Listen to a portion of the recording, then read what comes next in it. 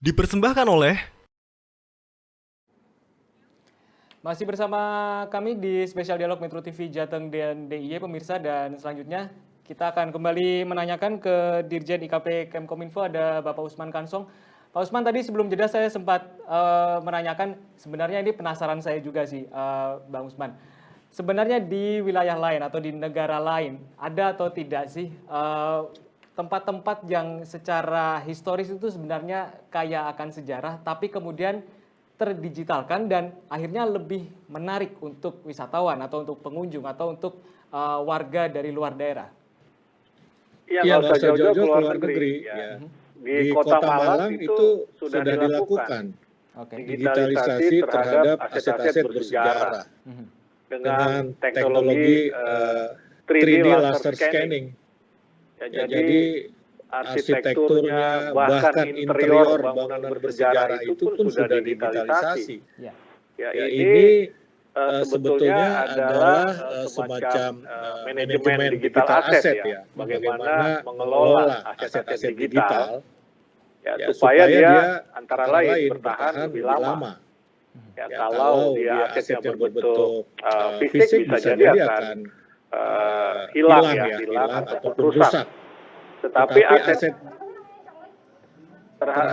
aset digital ini akan bertahan lebih lama dan bukan cuma itu saja, dia bisa dinikmati secara lebih luas. Orang tidak perlu datang ke lokasi, tetapi bisa melihatnya secara virtual. Soal menarik atau tidak menarik menjadi relatif memang. Tentu saja akan lebih menarik kalau kita berkunjung secara langsung ke lokasi-lokasi bersejarah itu. Tapi paling tidak, aset digital atau digitalisasi tempat-tempat bersejarah ini menjadi semacam alternatif, menjadi semacam exit strategi ketika kita menghadapi kendala untuk mendatangi lokasi bersejarah itu. Jadi tidak usah jauh-jauh, contohnya itu ada di Kota Malang. Baik, kalau untuk tantangannya sendiri bagaimana Pak Usman? Apakah masih banyak resistensi dari masyarakat? Kita tahu tidak bisa dibilang masih ada masyarakat yang pro dan kontra akan digitalisasi. Artinya masih ada yang sangat setia dengan teknologi-teknologi yang memang bisa dibilang sudah lama tapi sudah terlanjur akrab seperti itu, Pak Usman. Iya, saya kira tidak ada resistensi. Ini kan seperti saya sampaikan, dia kan tidak bisa menggantikan. Ya, transformasi digital yang dilakukan terhadap tempat bersejarah tidak bisa menggantikan. Tapi dia hanya semacam alternatif, semacam exit strategi jalan keluar ketika kita menghadapi kendala. Dalam fisik kita tidak bisa menghadiri atau datang ke lokasi secara langsung. Jadi tidak menggantikan, sehingga tidak ada resistensi. Orang masih tetap kok bisa berkunjung ke Kota Lama Semarang meski sudah dibikin secara digital begitu. Oke, baik. Prof. Haryono, gimana? Ya, terima kasih. Menyambung apa yang disampaikan Pak Usman tadi, bahwa digitalisasi yang pertama punya fungsi untuk inventarisasi. Jadi data-data yang selama ini berserakan, tidak diketahui oleh banyak pihak, terutama mereka yang nggak hadir, dengan digitalisasi itu selain terselamatkan dokumennya, bisa tersosialisasikan ke berbagai pihak, tidak hanya orang Indonesia tapi dunia, sehingga ini bisa berpengaruh kepada aspek yang lain, yaitu menumbuhkan ekonomi kreatif.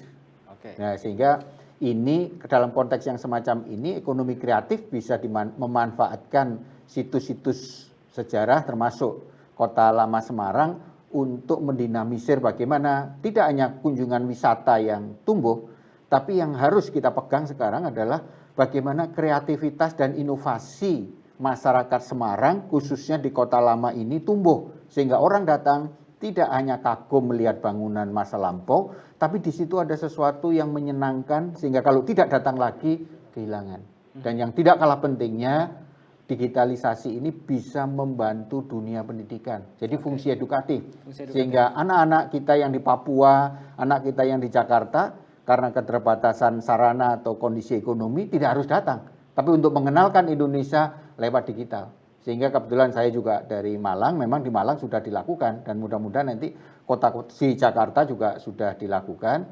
Maka di sini mudah-mudahan pemuda atau teman-teman pengusaha atau teman-teman muda yang kreatif bisa tertularkan untuk mengembangkan dan memanfaatkan Kota Lama Semarang sebagai bagian dari dunia digital gitu. Oke, jadi sudah valid di Malang sudah ada, tinggal kita nih di Semarang bagaimana ya perkembangannya.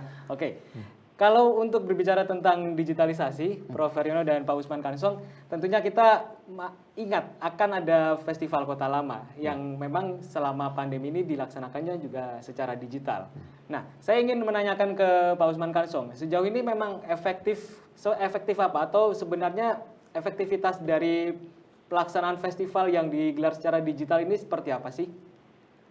Ya, saya kira ini sangat efektif ya. Sebagai transmisi pengetahuan, bahkan bukan cuma pengetahuan, tapi pengalaman. Pengalaman bagi kita generasi saat ini ya, terhadap sejarah ataupun hal-hal yang sudah berlangsung sejak dahulu kala gitu. Nah, efektif kenapa? Karena memang kalau dia katakanlah dengan digitalisasi, ya orang tidak perlu ke lokasi misalnya begitu ya. Nah, ini bisa memperluas sekali lagi konteksnya adalah sebagai alternatif. Artinya begini, orang karena pandemi maka menghadiri festival Kota Lama itu akan terbatas kan begitu. Akan terbatas, jumlahnya mungkin akan lebih sedikit, dibatasi karena dibatasi oleh penyelenggara, katakanlah begitu. Tetapi itu tidak membatasi orang untuk menyaksikan secara tidak langsung. Jadi ada alternatif, ada pilihan melalui virtual, melalui teknologi digital. Ini kan artinya efektif dari segi kuantitatif maupun kualitatif.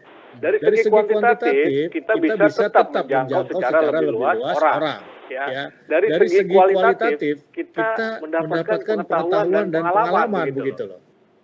Jadi efektif saya kira festival ini dilakukan sebagai katakanlah pengingat juga. Pengingat bagi generasi sekarang bahwa kita ini bangsa yang hebat begitu. Kita ini bangsa yang beragam bahkan sejak dahulu kala, bukan saat ini saja. Maka kalau kita misalnya sekarang tidak mencoba merawat keberagaman itu, maka kita mengkhianati sejarah, mengkhianati apa yang sudah dilakukan atau diupayakan oleh para pendahulu kita. Nah, ini efektivitas lain juga saya kira. Baik Pak Usman, Prof. Haryono, kita akan jeda sejenak pemirsa. Spesial Dialog Metro TV Jateng DIY akan segera kembali sesaat lagi.